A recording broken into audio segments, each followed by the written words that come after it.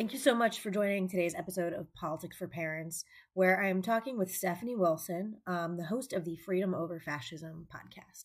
And while I often say that this is a nonpartisan podcast where I don't typically advocate for particular candidates or parties, we really want to get into the issues and focus on which elected officials or actions can be taken to move those issues forward.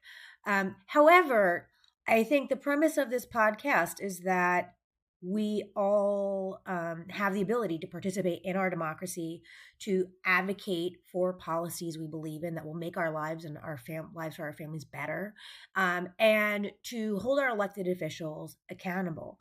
That is really what the foundation of a healthy democracy is. It's all of us participating, understanding our role, understanding how to advance our causes, and working together to do that. So this discussion is a lot about what's on the ballot in November, especially in federal elections, but also many at the state level, where we do see that democracy is on the ballot. If you haven't heard about Project 2025, take a look. The Heritage Foundation and some other very, very right-leaning groups who work with the Trump campaign and will be involved in Trump's cabinet, will likely be involved, have authored this incredibly large plan that includes some pretty extreme changes and dismantling of institutions at the heart of our democracy and our ability to participate. And in some of the most extreme states, we already see that even those who stand up and resoundingly demand change, specifically, if you look at what's happened in Tennessee in their state legislature with the demands for gun reform after the Covenant school shooting. NPR has a really great podcast on that and a group of moms who organized around that. You already see places where people are waking up and realizing that our democracy is not what they thought it was. It's far more fragile. And this episode kind of gets into that. So thank you so much for joining. And I really hope, you find this discussion empowering. So I'm Nicole Tate. Thank you so much for joining us on Politics for Parents today. And I'm really excited because we have Stephanie Gerber Wilson with us today, who is a mom. She is an entrepreneur with the founding of her own communications firm and host of the Freedom Over Fascism podcast. So thank you so much for joining us because I know you're really busy and you have a lot going on, especially being in the political space in this election year. Especially in the past few weeks, everyone's been busy. And I know you've been posting prolifically. So thank you for that. I'll read a little bit about your background, and then I just want to turn it over to you to hear about your journey and, what you have to share with all of our parent listeners to figure out, how they can get more involved and where they can make an impact with their limited or negligible free time. Well, thank you so much, Nicole, for having me on. It's a real honor. I'm very pleased you could take the time here because I know how valuable time is. So, Stephanie is a communication strategist for state and local campaigns. She specializes in values-based, freedom-focused messaging for the pro-democracy movement. Stephanie has 25 years of experience in strategic communications plus a history PhD. She appreciates alliteration, the Oxford comma, and the power of storytelling. And I have to say, Oxford comma is one of my favorite songs. I love Vampire Weekend for the fact that they even made a song about that. I didn't know about the song, so clearly I have something to listen to. There you go. There is a song called Oxford comma by Vampire Weekend. There's also a lot of really funny internet jokes about their songs and how they're all the same and a little bit elitist. But anyway, I like this song. So Stephanie, thank you so much for taking some time to spend with us. And I want to just kind of kick it over to you quickly, just because you have a really impressive background. You have a PhD. So, you've got your own career and a lot of different things going on. But on top of all of that, you've got the Freedom Over Fascism podcast, which has really developed quite a following. And I'd love to just hear, from you kind of about, your journey. How did you find yourself from being, a history PhD, having communications firm, into doing the work that you're doing now in advocacy and politics? Well, my career has been one where it's taken a lot of twists and turns, and it wasn't where I started out in PR after college, and then I decided I needed to get a PhD, go back to graduate school. And so I did that for 7 years, and I worked in academia. And then I had to quit because of health reasons. So I took several years to try to get my health in order, and started a new company when I felt like I could handle it. And then, and that was mostly just making websites for small entrepreneurs. And then in 2020, having awoken to the fact that I could participate in politics around 2018, I joined the Biden Digital Coalition, and it was a parallel effort from the Biden campaign to spread the message of the Biden-Harris candidacy on social media. And so I was the Facebook director, and we had every platform covered. It was volunteer. It was not from the campaign itself. And I realized that this is somewhere that I could really contribute. So after that, I started my own nonprofit called More Perfect Democracy. And that kind of rolled into my second nonprofit, which is Hoosier Victory Alliance, teamed up with someone from the Biden Digital Coalition. And I started working in Indiana. And I was a comms director on a state, a race for state house there. And that's where the podcast actually started. We had put the idea together to highlight that candidate's profile after she lost the election.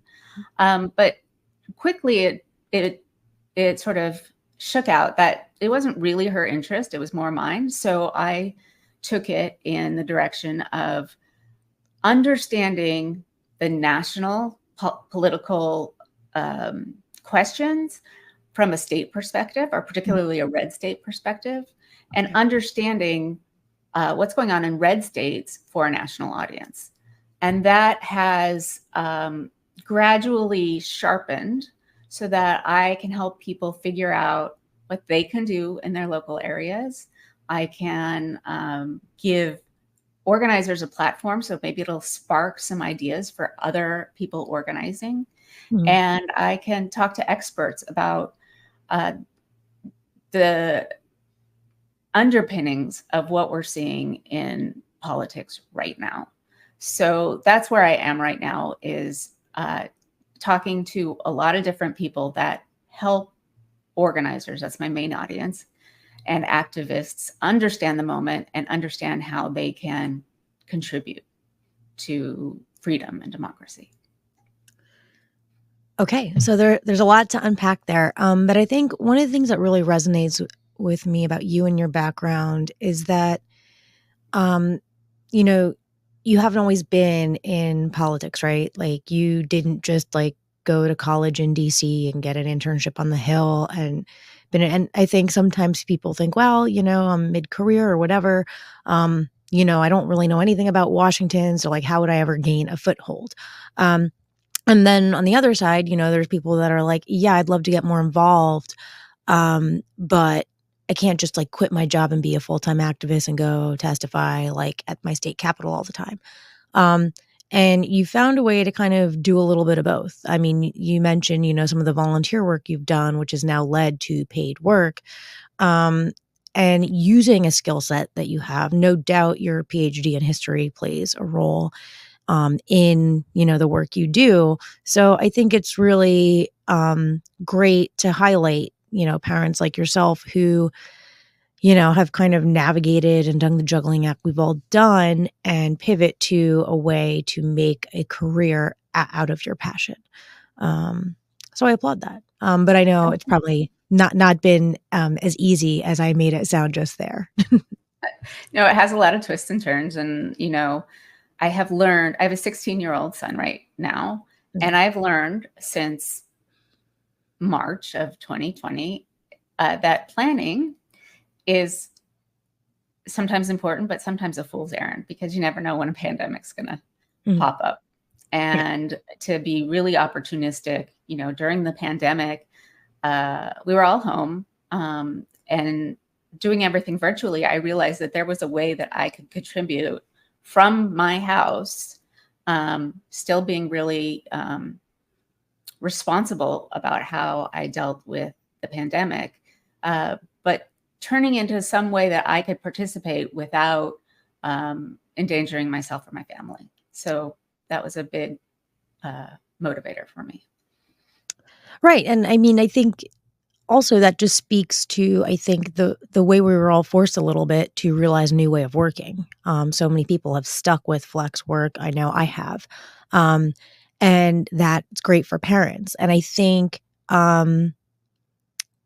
that's something that like you're tapping into a little bit, because one of the things I talk to a lot of candidates about specifically is you've got to find a way to make your events accessible to parents. Like no one's going to have or very few people I know are going to hire a babysitter so they can come to a rally on a weekend or go to a fundraiser.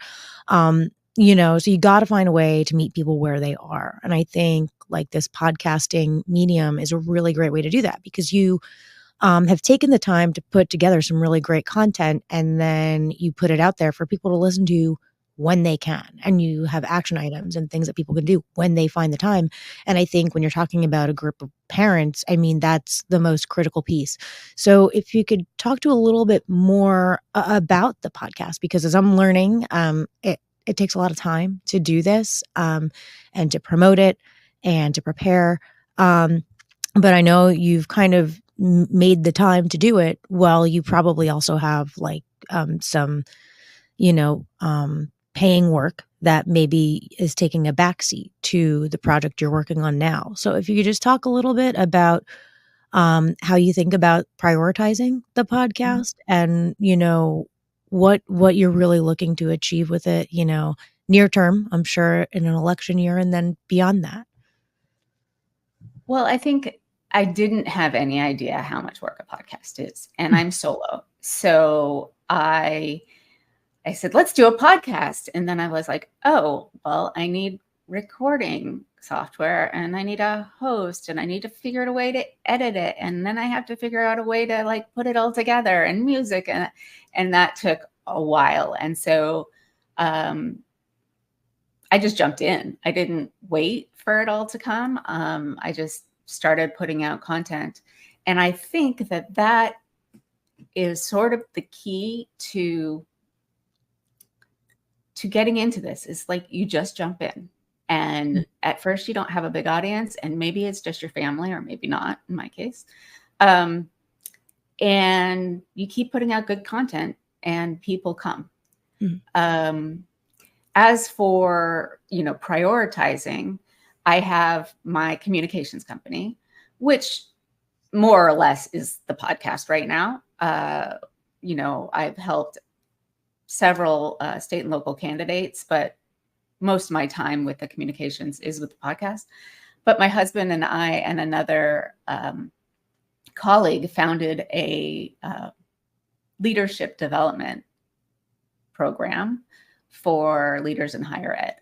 So that's going on at the same time. But I get to use a lot of the same skills as, I've spent my life creating to participate in that.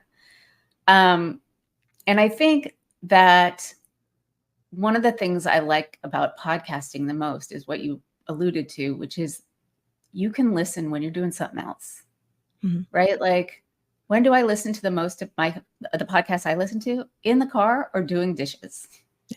And right. So you have video. I haven't quite managed that yet. That felt very daunting for a long time. I'm going to hope that I can get it going for my next season. But I love the fact that you could be doing something else and getting motivated and learning more as you're doing it. Exactly. I certainly feel the same way. And I just want to kind of dive into a little bit about like the subject of your Yeah. podcast. It's called Freedom Over Fascism. And while I am very committed to this space on politics for parents being nonpartisan, and that, I'm not just going to sit and promote one party or the other. I mean, I'm a Democrat, but I do challenge the Democrats, as much as I can on issues if I don't agree.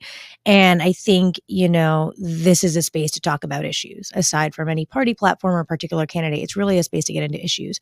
Having said that, though, I kind of want to highlight the subject of your podcast, and I think why so many people on either side of the spectrum are getting very involved.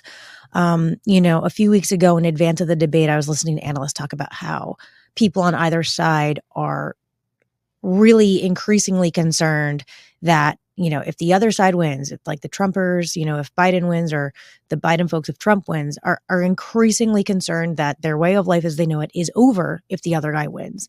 And, there's so much talk about polarization. We've discussed some of the work out of UCLA talking about the calcification of both camps. And,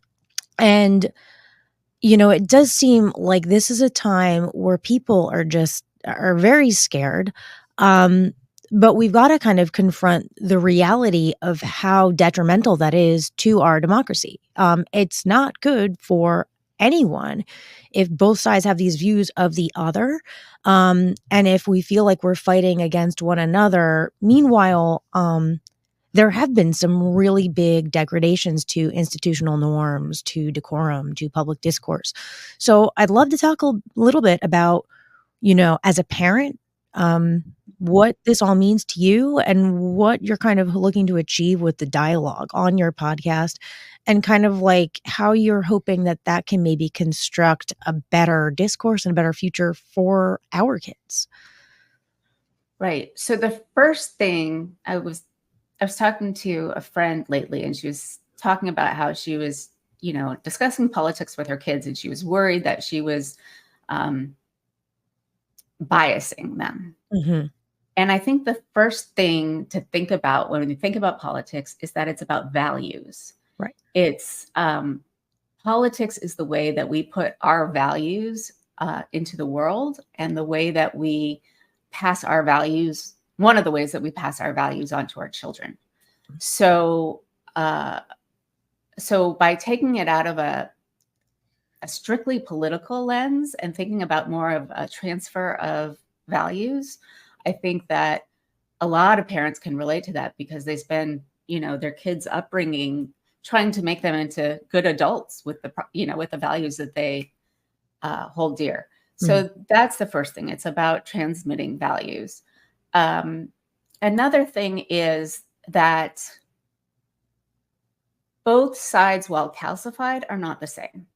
So one side is really trying to protect freedom and democracy, and the other one has very deliberately, over decades, tried to tear it down. And now we're seeing some of the ways that they're doing it. They've captured the Supreme Court. So now we have a ruling that has demolished several rulings that demolish the administrative state, takes away the power of the agencies to make policy. They've granted presidents complete immunity, which is completely 180% opposite of why this country was founded. So it's not just norms, it's also laws. And it's also the way that we think about the future. So we think about the future in terms of having a multicultural democracy where we are expanding freedom and bringing more people into the tent. Whereas the other side has put forward a plan called Project 2025, where they lay out exactly how they plan to take power away from the people and how they plan to create a fascist state. And it's actually not even hyperbole, because if you look at the history of fascism, they are taking their playbook from fascists all over the world. Yeah. And so I don't think it's a level playing field. And also, it's a playing field where the media, particularly the mainstream legacy media, is letting the people down. So the most important things in public life are understanding what's actually going on and knowing the difference between opinion and fact. And right now, the mainstream people would probably have called it liberal media for a long time, is engaged, like New York Times, Washington Post, MSNBC, CNN, are all engaging in opinion rather than reporting. So even over the last couple of weeks with this whole, should Biden step down, should it not? Almost nothing they said was backed up by actual reporting and real sources. It was all a narrative that they wanted to push. And there's lots of people that have lots of receipts. So I had a conversation with my mom last week on July 4th. And she's like, well, let's see how Biden does. I was like, Mom, we've had 3.5 years to see how Biden does. We know he's old. But the media has just constructed this narrative that it's really a problem right now. And they are misquoting people, and they are telling stories with dubious sourcing. And she said, well, there's a lot of people out there that want him to step down. And the thing is, there aren't a lot of people out there in America that want him to step down. It's that a lot of people in the media and the pundits and some people who have big platforms were pushing this narrative. But if you actually talk to people around the country, it wasn't the same thing. So I tried to talk to her about, what you get when you actually talk to your friends and people out there versus what you get when you are completely relying on a media source that you maybe thought was telling you the truth, but is full of misinformation. And in the case of far right-wing outlets, disinformation, which is knowingly spreading false information. Yeah. I mean, that's so clear. I mean, it was incredibly clear. Even I remember during COVID, the media, the corporate media thrives in so many ways on drama and just freaking out climate. Look at climate doomerism and the headlines you see. And I think that's one of my drivers in starting this effort is that, we do lack like good discussion and solid information, informed discussion that's not beholden to some type of, corporate entity. Because you're right. I mean, the media has been having a field day with the Biden debate fallout, just as they had a field day with Donald Trump, right? Like his candidacy back in 2015, 2016, it was funny until it wasn't. And they gave him so much airtime for every crazy thing he said. And now we're just kind of living in that world. I mean, if you look at the debate and some of the things that were said there, he said twice, I think, that anyone who is pro-choice or pro-abortion rights is in favor of, he's talked about murdering babies after they're born. Right. Specifically, he said those words. And I'm like, why aren't we talking about that more? Because we just accept, that these lies and the misinformation are just kind of like part of the thing. And it's not interesting to anybody anymore. But what is interesting is, this fallout over Biden. So I grant you that. And then the other piece to this is that disinformation, right? Or just like the fact that we're all not even living in the same reality anymore. Exactly. I often say, I really miss debates with my Republican friends over like tax policy and social welfare programs. I miss like really hashing that stuff out because, I mean, there are so many complex issues we face and we really need to deal with those and not this like culture wars and the other stuff that's happening in the like mainstream dialogue that's really getting us absolutely nowhere. And in fact, when we're looking over there at like whether or not, your local library should have like a drag queen story hour, that all the while like childcare costs are going up. No one's doing anything about it. Our healthcare system continues to be completely dysfunctional. People are getting insane bills. Like the climate crisis is not being dealt with. So all these other things that really make it hard for families are just kind of sitting off to the side, and everyone's so distracted by just the circus. Well, So actually, I want to say a thing about that because that's deliberate. yeah. That isn't just a circus. The media thrives on chaos. Mhm. And the right wing floods the zone with as much crap as they can to take our attention and divide it in 100 different ways. And while those culture war issues, some of them seem sort of ridiculous, it's really at core a way of thinking about the world. Do we want to see a world where everybody gets to love who they love and everybody gets to express their individuality the way they do? Mm. Or do we want to live in a world where we are controlled? Do we want to live in a world where women have their own body control over their own bodies with their own physicians? Or do we want a world of misinformation about, saying that the Democrats are for infanticide? It's deliberate. Mhm. And it also is incredibly harmful in the real world because we're learning that abortion policy is not just about whether someone who gets pregnant unintentionally gets to have an abortion. It's about whether somebody who has an ectopic pregnancy, which is catastrophic, gets to have health care, and whether somebody who's having a miscarriage, which I had one, gets to have health care before they die or lose their fertility. Mhm. So I think thinking about it in a way that's understanding how we're being distracted in order for one side to gain power of the other, Mhm. and that those distractions are really the whole game. It's a fine line between saying I have one issue and I only vote on one issue. And so if my party doesn't stand strong on this issue, I'm not voting. Because right now, there's two ways we can go. In fact, in the red states, we're already there in a lot of different ways. So I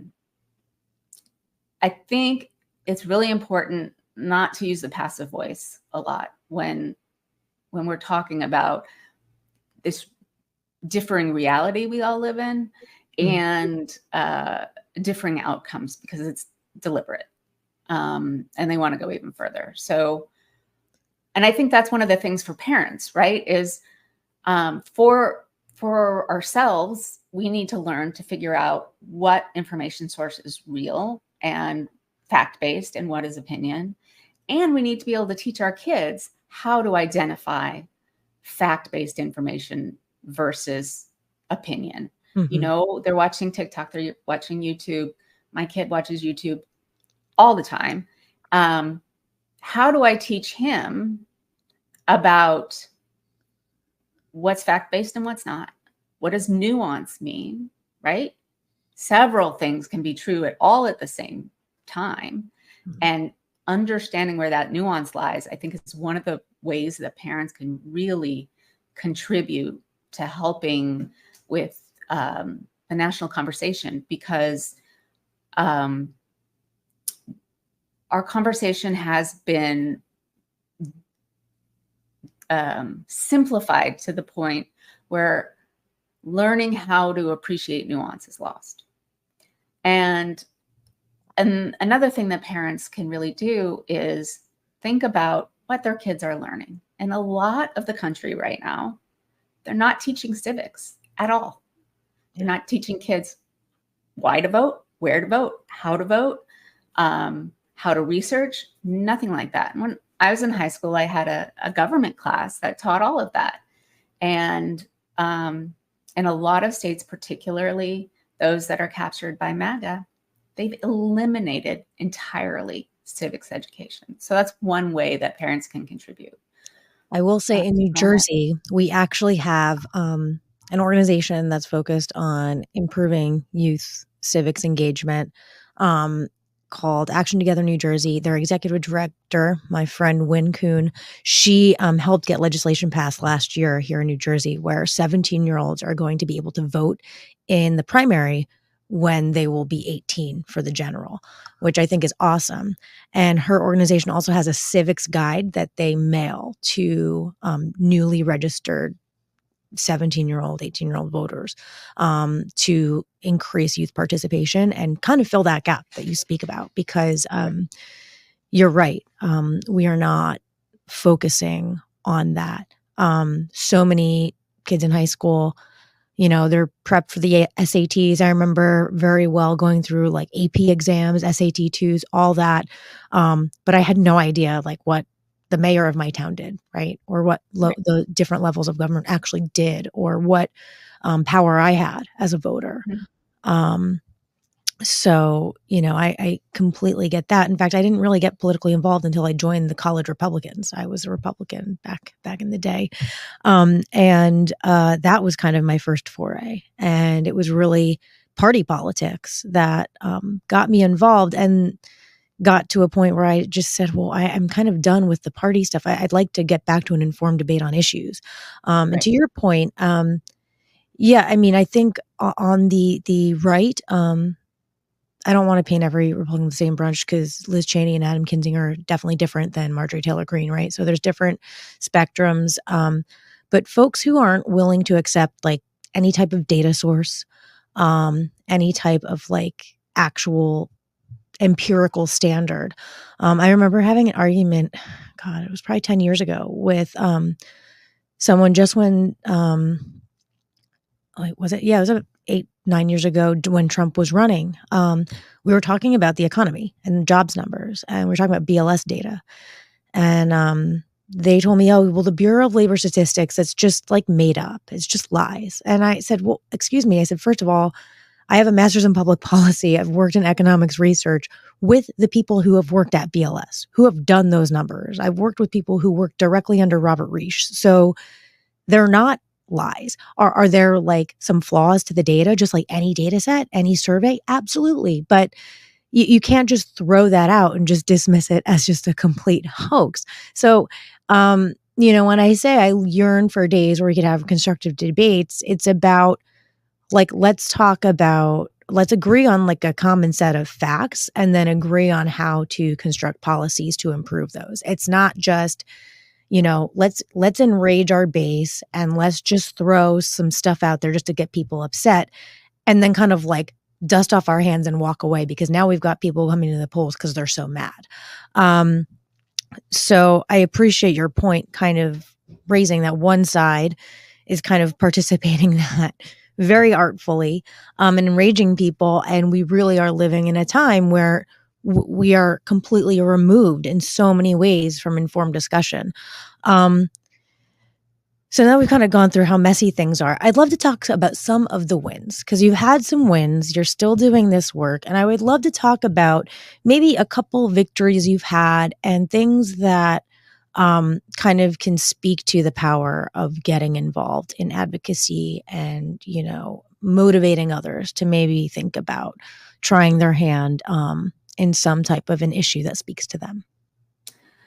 I think one of the most important things that I have been involved in the last several years is the movement to run people at every level of politics, local, state, particularly.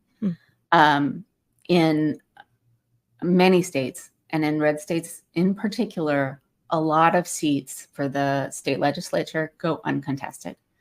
And we are finally starting to understand that even just having somebody run for a seat and asking people for their vote brings out more people, and then that filters up the ballot and gives more votes to the statewide races, the people at the top of the ticket, and for the national races. So I've talked to a lot of people who kind of are in this space. You've got the Every State Blue, which is in Ohio and Tennessee and Texas. and Missouri, and they are actively trying to get people to run for office in often forgotten places. You have Run for Something, who is putting out the call for young people to run and then helping them with training, with support.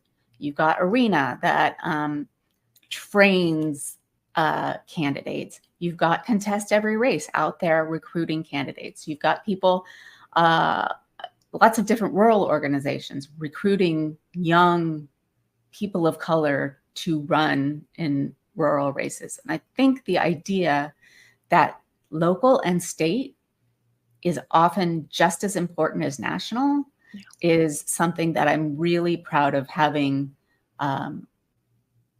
elevated the idea of. I also think that we talked about the media before. There are a lot of new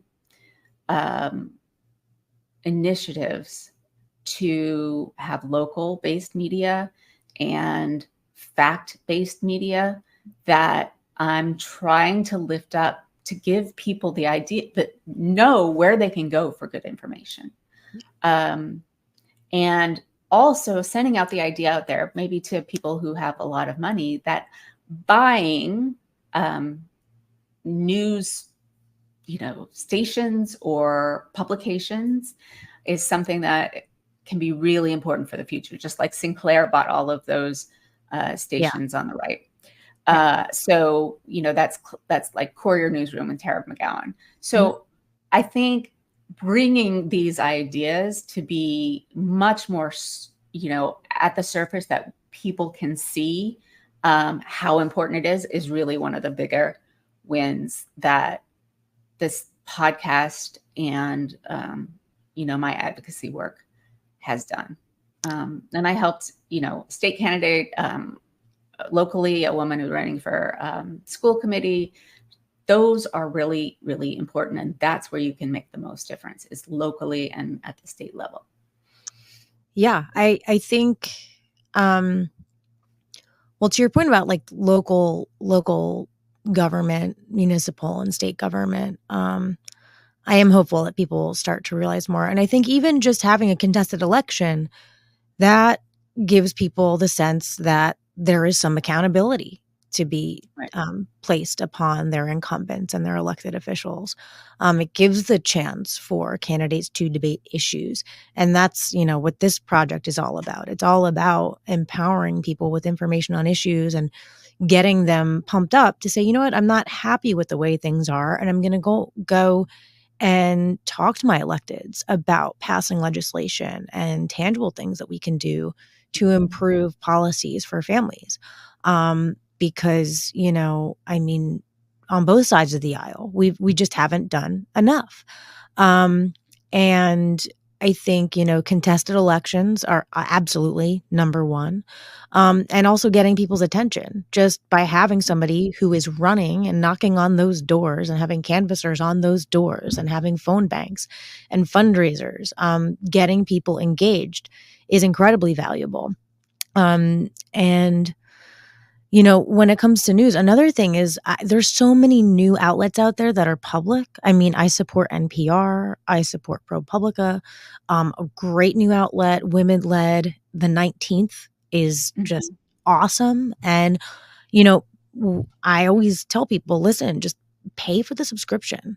Maybe instead of Hulu or instead of something else, like invest in news. It matters. It matters that we have quality media that is not biased and not owned by a corporation that's going to just pump out dramatic headlines and clickbait.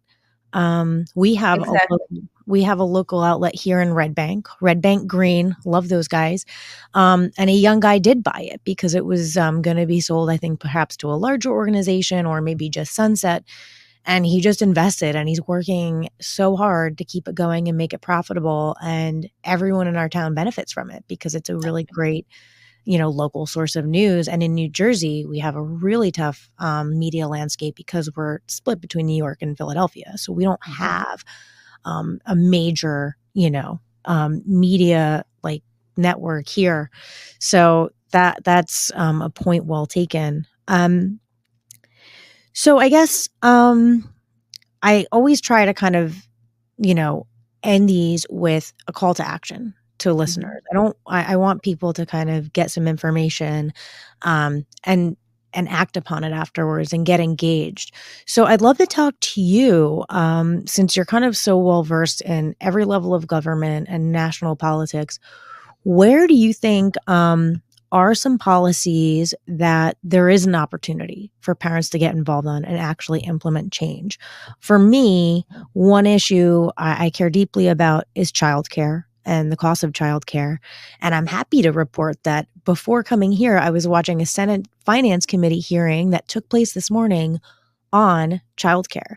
And I will say that both the Republican and the Democrat leading the hearing actually had pretty cogent policy solutions that they were advocating for. And it was a really serious discussion, which you don't always see on Capitol Hill. So for any parents that care about childcare, I'll put in the show notes what that hearing is and what they're advocating for. But I'd love from you a couple tangible examples of where you think people can get involved. I think one of the easiest things to do is to get educated. And you can, there's all these sources that you talked about, the 19th, ProPublica, Courier Newsroom, your local places. Get educated and then just talk to your friends, right? Learn what Project 2025 is, and then talk to the people you know in your community, because people trust people they know, right? So, maybe your bubble of friends is sort of all like-minded, but maybe your hairdresser isn't, maybe it's, your babysitter, maybe it's your across the street neighbor, where particularly Project 2025 and what Trump plans is not known. So just talking to your friends about issues that you care about getting the word out about what's going on in your town or your state or at the national level, that is one of the very most important things you can do. Because that's how you get, it's called relational organizing. And that's one of the most effective ways to organize people. And another thing that I think is really important is the working with young people to really understand what's going on in the system and how they can help. And as parents, you've got a young person in your house, right? So, or maybe not, maybe they're off at college and you're empty nesting and you're not talking to them every day. But there's a really great opportunity to share your values and what's going on in the world. I mean, my son has to live with me, so he gets a lot more than he bargained for. But there have been many, many times where we've talked about an issue over the dinner table, and he's gone back to his friends and said, here's a podcast that can tell you all about it. I mean, or, here's where you can read more about trans rights, or here's how you can really think much more nuanced way about, this international issue. So I think starting with your kids, and if they're young, it's just about values. One of the people I most respect in public service said that at its best, politics is soulcraft, because it's absolutely positively about the things that we care most about in the world, and how are we going to share our values and our priorities to get the things that we think are really important out there to our kids, to our communities, and to the people who could benefit the most from it. So listen to my podcast and read my Substack at freedomoverfascism.us, where I talk about a lot of these things. But I think those are a couple of the places that are just really simple, not easy, to start from. Well, those are, I would say I don't know that they're simple. They're meaningful though. They're really meaningful. And I love that explanation. You've mentioned a few groups already, but if folks are interested in kind of signing up for maybe a few newsletters or following some groups or candidates, I'd love for you just to leave us with a couple of your favorite advocacy groups that are working on issues right now that you think are doing really, really good work that people might want to consider following or donating to. Or given this is an election year, are there any candidates on the ballot that you think are really strong on family issues that folks might want to take a look at their platforms and consider following and supporting? Well, I think first on the candidate front, there's a person who I had on my podcast who I've been following on Twitter for years. It's called blue24.org. And he has links to almost every candidate in the country. And there are a couple ways to think, and he doesn't take any money. It just goes straight to their Act Blues. So there's a couple ways to think about this. You can think about, okay, well, the presidency is a must win. It doesn't take care of everything, but it's non-negotiable. So you could give money to Biden and Harris, but also think about your state level representative, because people running for state office are often running on very low budgets, and they don't have the resources they need. And that can make so much difference in your daily life, so much more actually than president, except for we have to win this election. So focusing on your local and your state candidates is where I would focus. And then as for advocacy groups, I really like the ones that are trying to change the structure of politics and to build power. So that means run for something, contest every race, arena. That means a lot of the reproductive justice organizations. There's in Virginia, Center for Common Ground, where they try to help bring people of color to the polls by providing what communities need in the context of participation in democracy. So I think that things that are really about changing the balance of power in this country is where I think the focus can really make a lot of difference. Great. Well, I think that's a great note to end on. You've given us so much really thought-provoking information, and I definitely encourage everyone to follow your Substack, follow your podcast. It's a really pivotal moment. And I think, we can't be too polite about what is at stake, because we can kind of, I think in November we can either buy ourselves some time by defeating Trump and improving our democracy, or we could frankly just kind of like throw it all out. And who knows what's next. So appreciate everything you're doing, and I appreciate your time with us, and thank you.